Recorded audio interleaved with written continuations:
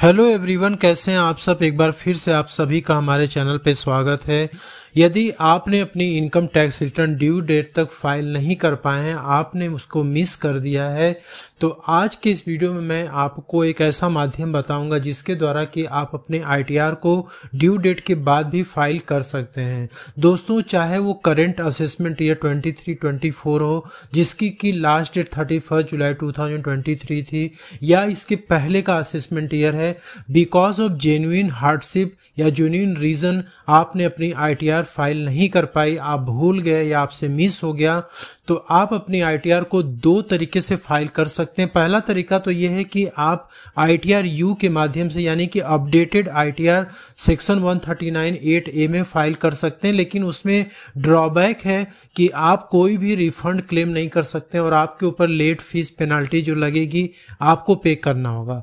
और जो दूसरा ऑप्शन है वो है कंडोनेशन ऑफ डिले रिक्वेस्ट, जिसके के बारे में मैं इस वीडियो में आपसे डिस्कस करने वाला हूं। दोस्तों, वीडियो में आगे बढ़ने से पहले आपसे रिक्वेस्ट है कि चैनल पर नए हैं तो सब्सक्राइब जरूर कर लें, बेल आइकन को प्रेस करें ताकि ऐसी इंफॉर्मेटिव वीडियो आपको इस चैनल पे मिलती रहे। हम section 1192B income tax act 1961 का, जो कि कंडोनेशन ऑफ डिले रिक्वेस्ट के बारे में बोलता है, इससे रिलेटेड हम 5 पॉइंट्स आज डिस्कस करने वाले इस वीडियो में। सबसे पहले तो ये है कि कंडोनेशन ऑफ डिले रिक्वेस्ट क्या होता है। तो दोस्तों, यदि आप अपनी इनकम टैक्स रिटर्न को ड्यू डेट तक फाइल नहीं कर पाते हैं, आप मिस कर जाते हैं, तो आपको ये condonation of delay request help करता है ताकि आप अपनी आईटीआर को फाइल कर सकें। सेकंड क्वेश्चन है कि when condonation of delay request work, ये किस सिचुएशन में वर्क करता है। तो पहला सिचुएशन ये है कि fail to file ITR by the deadline, मतलब कि मान लीजिए कि असेसमेंट ईयर 23-24 के आईटीआर की जो डेडलाइन थी वो थी 31 जुलाई 2023।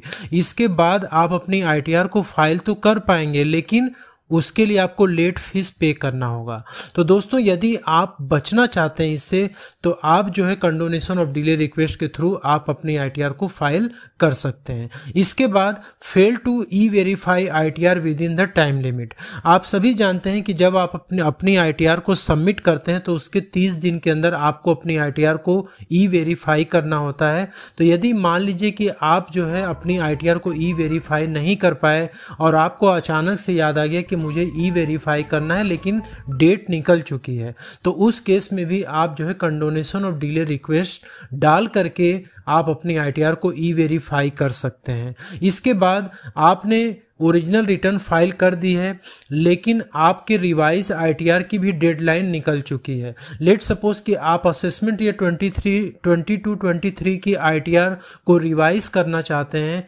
आपका कुछ उसमें रिफंड वगैरह बन रहा है, तो आप जो है कंडोनेशन ऑफ डिले रिक्वेस्ट के थ्रू उसे रिवाइज कर सकते हैं। इसके बाद थर्ड है time limit for submission of condonation of delay request. तो कंडोनेशन ऑफ डिले रिक्वेस्ट के लिए कोई भी टाइम लिमिट नहीं है, लेकिन आप इसे जितना जल्दी सबमिट करेंगे आपके लिए उतना बेहतर होगा। तो मतलब जैसे ही आप रियलाइज करते हैं कि आईटीआर फाइलिंग में डिले हो चुकी है या फिर ई वेरीफाई करना आप भूल चुके हैं, तो आप तुरंत जो है इसको condonation of delay request file कर दीजिए। कंडोनेशन ऑफ डिले रिक्वेस्ट की टाइम लिमिट के बारे में कुछ बातें मैं बताना चाहता हूं कि यदि आप कंडोनेशन ऑफ डिले इसलिए करना चाहते हैं, रिक्वेस्ट करना चाहते हैं, ताकि आपका जो रिफंड है इनकम टैक्स में, वो रिफंड आपका जो है क्लेम करना चाहते हैं, या फिर लॉसेस को कैरी फॉरवर्ड करना चाहते हैं, उसे सेट ऑफ करना चाहते हैं। यदि आपकी रिफंड 10 लाख रुपए तक है या 10 लाख से 50 लाख रुपए तक है, और या तो फिर आपका 50 लाख से ऊपर का रिफंड यदि है, तो उस केस में कंडोनेशन ऑफ डिले रिक्वेस्ट की टाइम लिमिट यहाँ पे बताई गई है कि 6 असेसमेंट ईयर तक आप जो है condonation of delay request file कर सकते हैं, यदि आपको रिफंड का अमाउंट क्लेम करना है तो। ठीक है, अब ये जो 6 ईयर्स आपका काउंट होगा from the end of relevant assessment year for which application has been made. अब जैसे मान लीजिए कि आप 23-24 के लिए, तो आप इस असेसमेंट ईयर के लिए कंडोनेशन ऑफ डिले रिक्वेस्ट आप आगे के सालों में करके अपने रिफंड को आप क्लेम कर सकते हैं। गाइज नेक्स्ट क्वेश्चन आता है कि कंडोनेशन ऑफ डिले रिक्वेस्ट की जो अप्रूवल होती है क्या वो सर्टेन होती है। तो जब आप कंडोनेशन ऑफ डिले की रिक्वेस्ट आप डालते हैं और उसमें आप रीजन जो अपना मेंशन करते हैं, यदि इनकम टैक्स ऑफिसर आपके द्वारा दिए हुए रीजन से सेटिस्फाई होता है और जो आप डॉक्यूमेंट सबमिट करते हैं उसमें जो कुछ भी आप बताते हैं उससे यदि संतुष्ट होता है तो वो आपके इस रिक्वेस्ट को अप्रूव कर सकता है। वैसे यहाँ पे कोई भी गारंटी नहीं है कि आपका ये condonation of delay request approve होगा ही। पांचवा पॉइंट है कि यदि आप अपनी आईटीआर को condonation of delay request approve होने के बाद फाइल करते हैं तो क्या पेनाल्टी लगती है। नॉर्मली हम ये जानते हैं कि जब आप अपनी आईटीआर को ड्यू डेट के बाद फाइल करते हैं तो उस केस में पेनाल्टी लेट फीस लगती है जो कि 1000 रुपये से 5000 रुपये तक है। लेकिन कंडोनेशन ऑफ डिले रिक्वेस्ट की अप्रूवल मिलने के बाद आप आईटीआर को अपने फाइल करेंगे तो कोई भी पेनाल्टी आपकी नहीं लगेगी। आपको एक सेकेंड चांस दिया जाता है ताकि आप अपनी आईटीआर को फाइल कर सकें और उसे ई वेरीफाई कर सकें। तो condonation of delay request online submit करने के लिए यदि आप कोशिश कर रहे हैं तो आपको मैं एक चीज़ बता दूं, यहाँ पे सर्विसेज वाले सेक्शन में आप आएंगे और यहाँ पे कंडोनेशन रिक्वेस्ट पे आप क्लिक करेंगे और यहाँ पे देख सकते हैं सिर्फ और सिर्फ जो आईटीआर की ई वेरिफिकेशन का जो ऑप्शन है बस वही आ रहा है।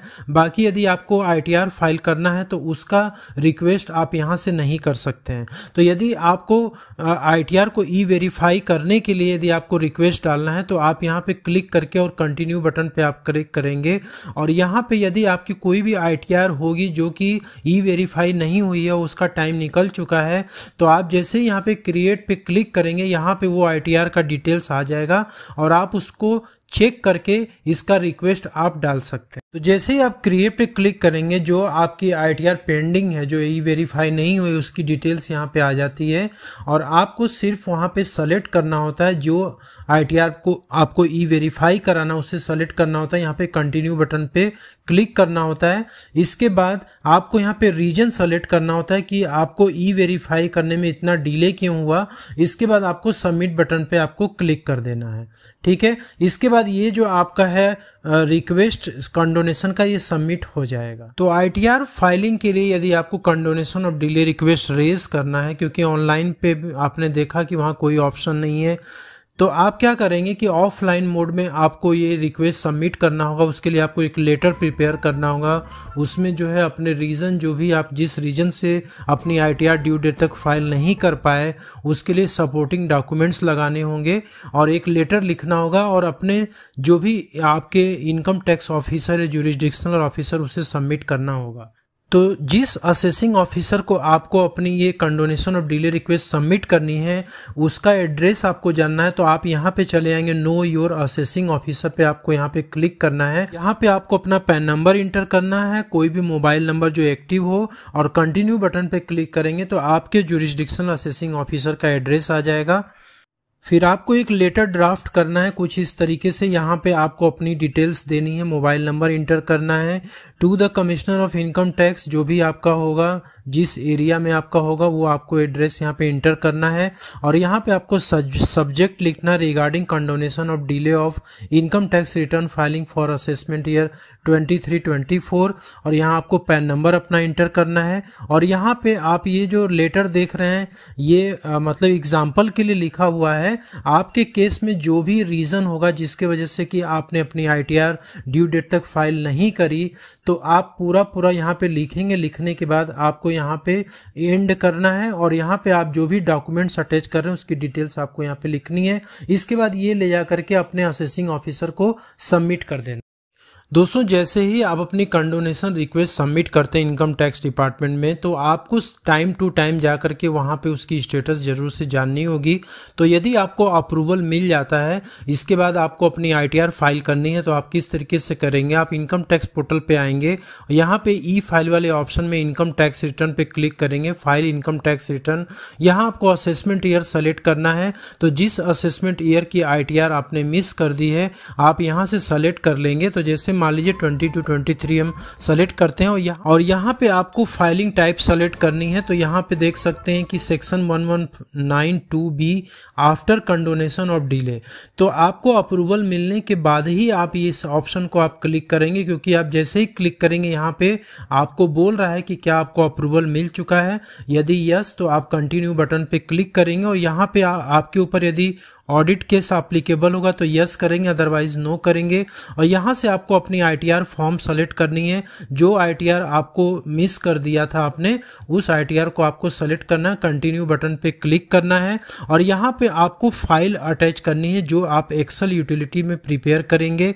तो एक्सेल यूटिलिटी में प्रिपेयर करने के लिए आपको यहाँ पे क्लिक हियर पे जा करके और वहाँ से डाउनलोड करना होगा एक्सेल यूटिलिटी। इसके बाद जिस तरीके से ITR प्रिपेयर होती है एक्सेल यूटिलिटी में, आपको अपना इनकम और जितने भी डिडक्शंस वगैरह उसमें मेंशन करने होते हैं। तो दोस्तों एक्सेल यूटिलिटी में ITR प्रिपेयर करने के लिए मैंने ऑलरेडी चैनल पे वीडियो अपलोड किए हुए हैं, आप वहां पे देख सकते हैं। तो यहाँ पे जैसे ही प्रिपेयर करने के बाद आपको यहाँ पे अटैच करना है, तो आपका ये जो ITR है यहाँ अटैच हो जाएगा और उसके बाद आप यहाँ प्रोसीड टू वेरिफिकेशन करके आप इस ITR को फाइल करेंगे और इसे E-वेरीफाई कर देंगे।